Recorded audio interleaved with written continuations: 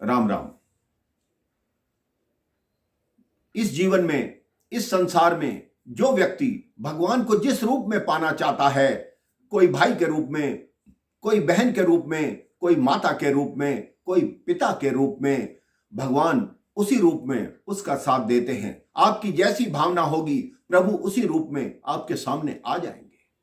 बरसाने में एक बहुत बड़े सेठ रहते थे। बहुत बड़ा मकान था, बहुत बड़ी दुकान थी, बहुत ही कारोबार था। उनके 3 पुत्र थे, तीनों विवाहित थे। उनकी पत्नी का देहांत बहुत पहले हो चुका था। वो बहुत सुखी रहते थे, लेकिन उनके मन में एक ही टीस रहती थी कि मेरी कोई पुत्री नहीं है। पुत्री होती तो मैं उसको अपने मन की हर बात बताता, उसके मन की हर बात जानता।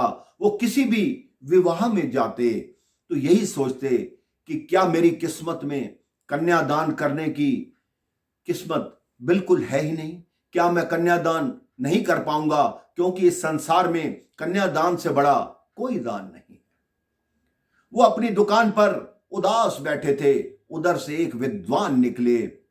विद्वान ने कहा, सेठ जी क्या बात है, बहुत उदास हो, बहुत दुखी लग रहे हो। सेठ जी ने कहा, नहीं, मैं बहुत सुखी हूं, भगवान का दिया हुआ मेरे पास सब कुछ है। विद्वान ने कहा, नहीं, तुम्हारे मुखमंडल पर फिर भी चिंता की लकीरें नजर आती हैं। तब सेठ जी ने कहा, हे विद्वान, मेरे मन में एक ही टीस उठती है कि मेरे 3 पुत्र हैं, 3 बहुएं हैं, सुखी जीवन व्यतीत कर रहा हूं, लेकिन मेरे यहां बेटी नहीं है। अगर बेटी होती तो मैं कितने लाडों से उसको पालता, उसका कन्यादान करता। विद्वान ने कहा, तो आप ऐसा कीजिए, राधा रानी को अपनी बेटी बना लीजिए। कोई संसार की बेटी होगी तो वो जीवन तक साथ देगी, लेकिन अगर राधा रानी आपकी पुत्री बन गई तो आपका परलोक भी सुधर जाएगा। सेठ ने अपने माथे पर हाथ मारा कि आज तक मुझे ये बात समझ क्यों नहीं आई कि राधा रानी को ही अपनी पुत्री स्वीकार कर लूं। सेठ ने उसी समय दुकान बंद की और तुरंत भागा। बाजार से राधा रानी का एक बड़ा सा चित्र लिया और सीधा बरसाने मंदिर की सीढ़ियों भाग भाग कर चढ़ता हुआ ऊपर पहुंचा। गोसाई जी से बोला, गोसाई जी ये चित्र लीजिए और राधा रानी के विग्रह से छुआकर मुझे वापस कीजिए। गोसाई जी ने वो चित्र राधा रानी के विग्रह से छुआकर उनको वापस किया। अब सेठ ने जैसे ही उस चित्र को पकड़ा, उसके रोंगटे खड़े होने लगे। उसे ऐसा प्रतीत होने लगा कि मैंने अपनी पुत्री को अपनी गोद में उठा रखा है। सेठ ने वो चित्र लाकर अपने कक्ष में लगा दिया। अब तो सुबह शाम उठते बैठते केवल एक ही नाम उनकी जिह्वा से निकलता, राधे राधे, राधे राधे, राधे राधे, राधे राधे। जो चीज खाते सबसे पहले राधा रानी को भोग लगाते। जो भी मन की बात होती पुत्री की तरह राधा रानी से करते। ऐसा करते करते उनको कई वर्ष बीत गए, लेकिन उनका नियम कभी नहीं टूटा। एक दिन सेठ जी अपनी दुकान पर बैठते थे।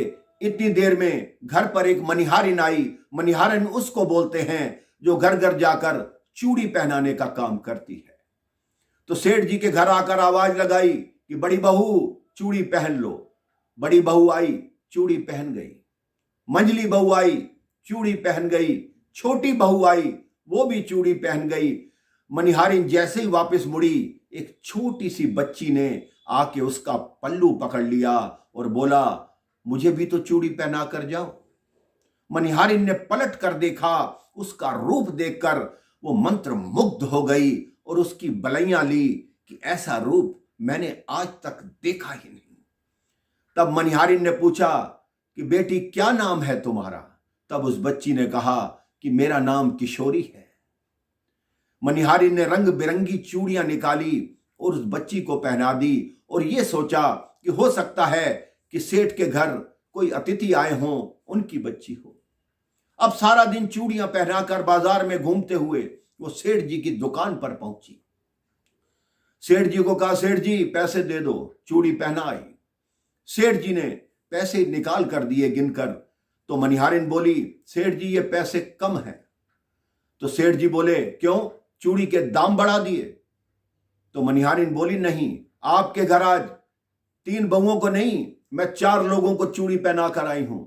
सेठ जी बोलते हैं तेरा दिमाग खराब है, मेरे घर में 3 बहुएं हैं, चौथा कौन आया मेरे घर? तो उस मनिहारिन ने बोला आपका कोई रिश्तेदार था, कोई बच्ची थी। उन्होंने कहा मेरे घर कोई रिश्तेदार नहीं आया, तू झूठ बोल रही है, चल यहां से। तो मनिहारिन ने कहा ठीक है, तुम्हारी इच्छा है, नहीं देने पैसे तो मत दो। अब मनिहारिन चली गई। सेठ जी रात्रि समय घर पहुंचे, खाना खाने बैठे, राधा रानी को भोग लगाया, खाना खाया। तब उनको याद आया, बहू से पूछा कि बहू मनिहारिन चूड़ी चढ़ाने आई थी। तो वो कह रही थी कि मैंने 4 लोगों को चूड़ी चढ़ाई है।